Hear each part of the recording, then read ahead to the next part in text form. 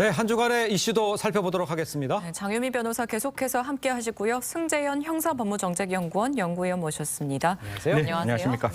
자, 리포트에도 보셨습니다만 남양유업 창업주의 이제 손자인 이 홍 씨 대마초 소지 및 상습 투약 혐의 최근 구속 기소가 됐습니다. 저희 리포트에서 얘기했습니다만 혹시 아까 연예인도 얘기 나오고 뭐 재벌 3세 얘기도 나오고 이게 크게 더 확대될 가능성이 있다 이런 얘기도 나와요. 어제 저녁에도 뭐 정보기관 분들하고 이 마약 관련된 이야기를 조금 했었는데 네. 우리나라 마약의 특징부터 먼저 말씀을 드리면 우리나라 마약은 공급자와 수요자가 같이 있는 거예요. 이번 사건도 무슨 말인가 하면 내가 수요만 하는 게 아니라 그 수요를 하면서 다른 사람을 이렇게 당겨와요. 네. 그래서 중간에 있는 뭐 어떤 특정 그룹에 있는 사람, 뭐 그다음에 뭐 이렇게 연예인과 관계되는 사람들 다 데리고 와서 지주회사와 관계되는 사람과 데리고 와서 두 번째 그들만의 리그를 만드는 거예요. 그러니까 마약이라는 게 하나의 어떤 집단 의식을 고취하기 위한 수단으로 우리는 하나야. 뭐 이런 어떤 형태의 모습을 보이는데 여기서 이제 또 하나의 어떤 사람에 관련된 특징을 말하면 아까 리포트에서 나왔지만 외국에서 유학 생활을 많이 했던 사람이기 때문에 외국에는 우리나라와 달리 마약이 합법화되어 있는 곳이 있습니다. 그러면 사실상 뭐 이렇게 흔히 말해 봄방학 같은 경우에 우리나라는 절대로 허용해서는 안 되지만 외국에서는 봄방학에 그런 어떤 합법적인 마약을 하는 경우가 많다 보니까 거기서 길들여져 있는 모습이 우리나라에서도 연장선상으로 지금 나타나는 게 아닌가 싶은데요. 거듭 말씀드리지만 마약을 공급하는 사람 입장에서는 나이 어린 사람, 두 번째 돈 많은 사람들이 가장 타겟팅이 될 수 있기 때문에 특히 재벌가에서는 이러한 어떤 과거에 있었던 습벽을 버리지 못하면 끊임없이 이런 추문에 시달릴 수 있을 것이다라는 말씀드리겠습니다. 그러니까요. 리포트에 보셨겠지만 남양유업의 경우 과거 필로폰 투약으로 무리를 빚었던 창업주 외손녀 황하나 씨에 이어서 또 이 3세 마약 리스크에 직면을 하게 됐습니다. 그렇습니다. 현재 남양유업에선 좀 곤란할 것 같아요. 어떤 입장? 그러니까요. 남양유업의 재벌 3세다 이렇게 보도가 나오니까요. 남양유업 측에서는 이 지목된 인물은 남양유업에서 근무를 막 하루도 한 사람이 아니다. 그리고 남양유업의 지분을 갖고 있거나 얽혀 있는 관계가 없다라고 딱 선을 그었고요. 그리고 범효성과 3세 이렇게도 지금 나오고 있는데 효성 측에서도 이 조 씨의 집안은 우리 회사와는 무관하다. 이미 그룹과는 40년 전에 절연을 했고 사업상 얽혀 있는 관계도 전혀 없다라고 얘기를 했는데 지금 남양유업의 뭐 재벌 3세라고 지칭되는 인물 같은 경우에는 이 상습 필로폰 투약으로 실형을 살았던 황하나 씨와는 또 사촌 관계라고 합니다. 아, 그렇군요. 알겠습니다. 자, 이제 걱정은 이제 뭐 여러분들은 이제 많이 이야기 들으셨겠습니다만 대한민국이 더 이상 이제 마약 청정국이 아니다. 이런 지적들 많이 나오고 있습니다. 그만큼 마약 범죄가 이제 심각해지는데 실태는 어떻고 우리는 어떤 대책을 지금 이 상황에서 마련을 해야 되는 겁니까? 가장 중요한 건 지금의 마약, 2022년도의 마약의 특징 중에 하나는 10대들이 마약에 많이 접근하고 있다는 거예요. 이게 뭐 어떤 특정 정치인께서는 뭐 그 마약 수요가 5배밖에 늘지 않았다는데 5배면 500%인 거예요. 그러니까 이게 5배가 적은 숫자가 아닌데 5배 밖에라는 말로 인해서 마약 수사를 뭐 좀 이렇게 지금 당장 할 필요가 없다 이런 생각은 전혀 잘못된 생각이고 마약은 4단계로 지금 가야 되는데 우리나라가 마약을 재배하는 나라는 아니거든요. 마약 수입을 어떻게 막을 것이냐. 국경성 차단은 분명히 관세청과 국정원이 담당해야 되는 것이고 마약을 하는 사람, 공급하는 사람은 분명히 처벌해야 되니까 검찰과 경찰이 필요한 것이고 그 마약을 수요하는 사람은 치료가 필요한 거니까 보건복지부가 필요한 것이고 이들이 마약하는 이유는 가장 대표적으로 금전적인 문제 아니겠습니까? 그러면 국세청과 FIU라는 금융정보분석원이 들어와야 되면 이 모든 사람이 하나의 어떤 관계 속에서 묶여나려면 마약청이라는 거는 저는 선택의 문제가 아니라 당위의 문제라고 생각하고 이런 부분을 함께 더불어 같이 갈 수 있는 컨트롤 타워가 없으면 앞으로 마약 문제는 심각해지는 것이지 그게 덜 심각해진다는 좀 이렇게 나이브하다는 그런 말을 하잖아요. 좀 쉬운 생각은 해서는 안 된다는 말씀까지 함께 드리도록 하겠습니다. 알겠습니다.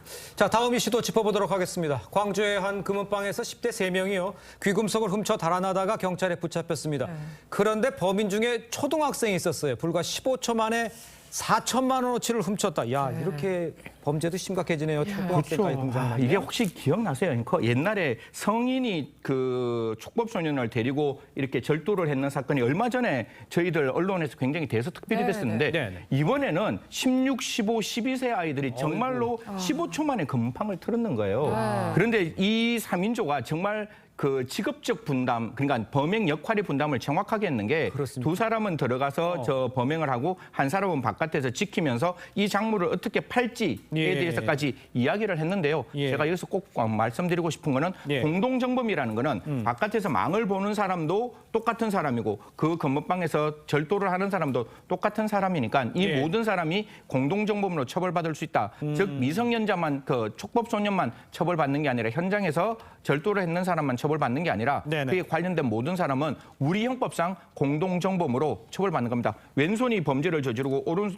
오른손이 범죄를 저지르고 왼손이 뒤로 빠졌다고 해서 제가 한 몸이 아닌 건 아니잖아요. 오른손과 왼손은 똑같은 거기 때문에 현장에 있던 모든 사람들, 현장에 있지 않고 그걸 지휘 감독했던 사람도 다 처벌받을 수 있다라는 말씀까지 드리겠습니다. 네. 그런데 범행에 가담한 초등학생의 경우 12살로 또 촉법 소년에 해당이 됩니다. 아하. 이게 피해자는 굉장히 억울할 것 같은데 촉법 소년의 경우 형사 책임 능력이 좀 네. 없기 때문에 처벌이 어려운 건가요? 완전히 어른이랑 동일한 처벌은 못 한다고는 거지만 사실 법적인 망에서는 당연히 이제 손길이 미칩니다. 네. 그런데 지금 짚어주신 대로 만 14세 미만이고 초등학교 6학년 나이였어요. 네. 네. 그렇기 때문에 아마 수사당국에서는 가정법원 송치를 할 것을 좀 적극적으로 검토를 하고 있다라고 하는데요. 예. 지금 말씀 주신 것처럼 어른, 성인과는 동일한 처벌을 할 수가 없습니다. 이런 예. 형사 미성년자에 대해서는 아주 강력하게 처벌을 하더라도 2년 동안 소년원에 보내는 게 가장 센 처벌이고요. 이 전과 기록을 남기지 않습니다. 사회 복귀가 더 좀 방점이 찍혀 있는 부분 때문에 예. 그래서 법무부에서 최근 만 13세로 이 나이를 하향 조정해야 된다. 이 입법이 논의되고 있는 것 같습니다. 알겠습니다.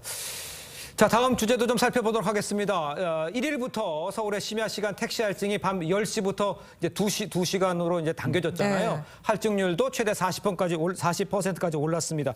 좀 택시 이렇게 하니까 택시가 좀 여유가 있고 좀 많이 늘었나요? 뭐 통계적 수치로부터 먼저 말씀을 네. 드릴게요. 이게 심야 할증이 있기 전 바로 전날에 비해서는 예. 택시가 한 19% 정도 늘었는데 네. 개인 택시는 33% 이상 증가를 했다라고 그래요? 나오고 11월 24일 기준으로 저희가 생각해 보니까 예. 기본적으로 개인 택시가 80세대에서 16,195대로 약 60% 가까이가 늘었다는 거예요. 예. 그러다 보면 당연히 차량의 수요가 늘어났기 때문에 그 타는 분들에 대해서는 조금 타는 게 쉬워지지 않았을까라는 거와 예. 또 하나는 이렇게 홍대나 우리 강남역에서 보면 굉장히 타기 힘들잖아요. 많이 모이는 예, 많이 모이는 데는. 그래서 그곳에서는 또 이렇게 인센티브를 주기로 했답니다. 그쪽에서 만약 강남역에서 뭐 그러니까 11시 30분부터 네. 12시 30분, 공시 30분까지 사람을 태우면 10,000원의 인센티브. 아. 그리고 12시 그러니까 공시 30분부터 예. 다음 날 1시 30분까지 하면 또 12,000원의 인센티브를 준다라고 이제 그런 이야기들이 나오고 있으니까요. 네. 어떻게 보면 좀 적극적으로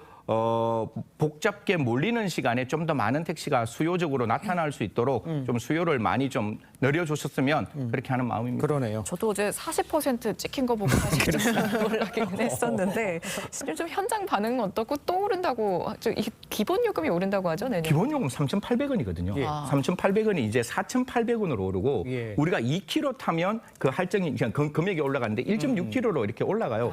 물론 개인적인 입장에서는 그 택시 요금이 많이 오르는 것 서민의 부담으로 올 수도 있지만 예. 또 한편으로 택시 운전 기사님들이 가지고 있는 그 예. 고충을 생각한다면 예. 이 금액이 올리는 부분도 필요하지 않을까. 다만 이것뿐만 아니라 그러한 택시조차도 탈 수 없는 또 취약계층의 교통을 위해서 대중교통 시간도 예. 좀 적극적으로 늘리고 심야버스 그다음에 심야 그 지하철도 같이 함께 늘렸으면 좋겠다는 말씀까지 꼭 드리도록 하겠습니다. 알겠습니다. 자, 두 분 말씀 여기까지 듣겠습니다. 인사 나누겠습니다. 고맙습니다. 감사합니다. 감사합니다. 감사합니다.